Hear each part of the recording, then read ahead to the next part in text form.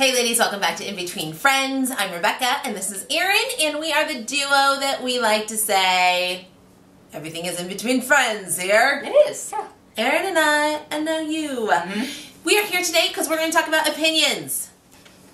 It's kind of ironic that I would even say that. It was like a reflex though, that something almost came out of my mouth. I was going to say, it was almost right there, because this is what I think about opinions. Yeah, like, So, it's not what you think. We're talking about how parents get in the habit, and I'm going to say the bad habit of asking their children, do you like it? Or assuming that your infant has opinions. A preference. Yes.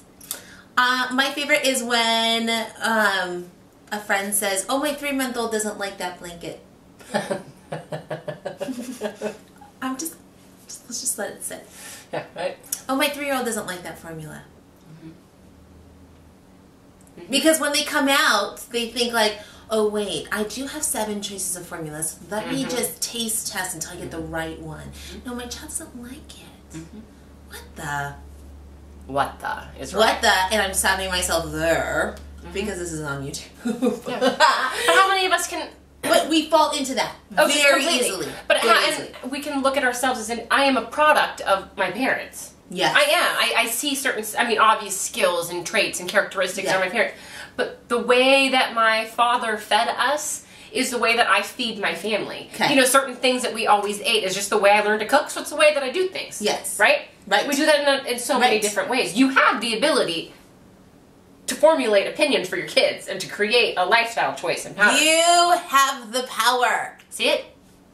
You do it all the time whether you know you're doing it or not. Yes, and even when you're saying, do you like it? Do you like it? My favorite is, and I get into this, I do get into this, is that okay? I ask my kids, we're going to go to the grocery store, is that okay? No. Really? Your refrigerator's empty. Why are you asking them if it's okay? Because in order for them to eat, you got to go to the grocery store. Yeah. So I don't say, I have to stop myself. Is that okay? I don't have to ask them. I do not have to ask them, because it sets them up for a life of, now I get to be a peer with my mom. You don't get to be a peer with me. I'm your mother. I want to just like ram my head into this wall over here, because I know way too many kids that I love, that they are kids that are of good friends of mine or kids of family members that I love because of just who they are in my life. I don't like them though. No, because they are opinionated, because they are used to being the boss in their house and having so much say that then when they get out in public, they are comfortable talking to me, a 35-year-old, as they do their mom, which as a normal adult. You are not an adult, you are a kid. No, and it just breeds disrespect. I mean, it just... That's why I don't like them. It's disrespectful. That's why I don't like them. It'll take you down. You know you've heard it 1,000 times from your mom. I love you, I just don't like you right now. Oh, I said that about my daughter. Yeah, that's why I feel comfortable saying about my friends' kids. For 3 years. I know. It's hard. It's really, really hard. So how do you get away from thinking that? So let's just take that, let's dissect it a little bit. Yeah. When I hear my baby doesn't like, my baby, okay, we're talking like 0 to 1. Let's just lump them. My baby doesn't like that. I would say if they say that, number one, the body, their baby's body actually had an adverse reaction, that the body doesn't like whatever you put in. Yes. So we're talking like allergies, we're talking like soaps, we're talking lotions, we're talking medication. Things that I put in the body, their body physically does not like. That's appropriate. Yeah. Now, whether or so they like a blanket, or whether or so they like a stuffed animal, or a toy, what else? Oh, anything. A bed that they sleep in, an area that they sleep in, a time they want to go to bed, Totally. what they want to eat, whatever. They don't have an opinion. No. All they're going to do is, you think that my job is to make them not cry. If they cry, they must not like it. Guess what, people? You said it fast. What is crying really? That's all they got. That's it. They're not speaking to me with sign language yet. They're not speaking to me in Arabic. That's it. That's all they got.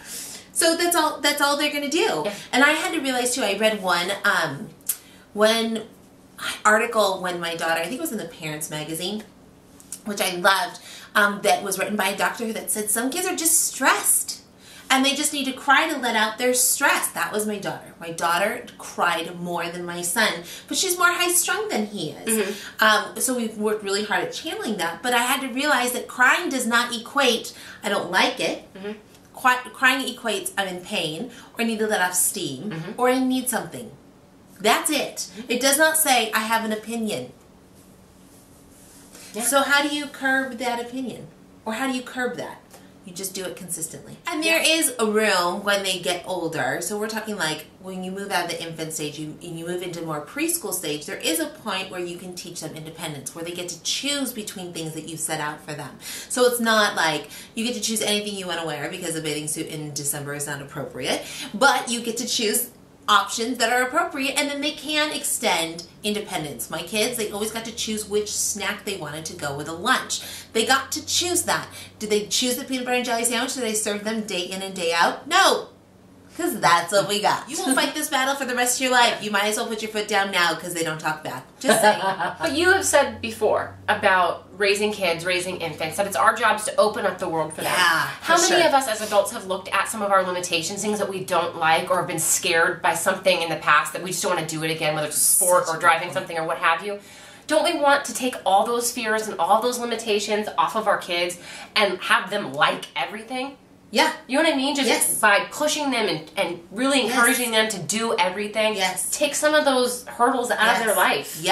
And really it's teaching them that they make their world what it is. And it's better to have a very wide variety of preferences. Because it makes life more enjoyable. Absolutely. Expectations, people.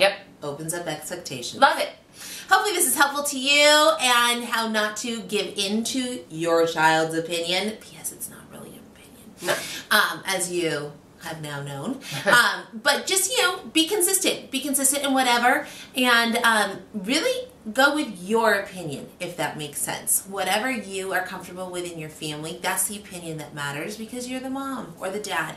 And you are the one that really matters.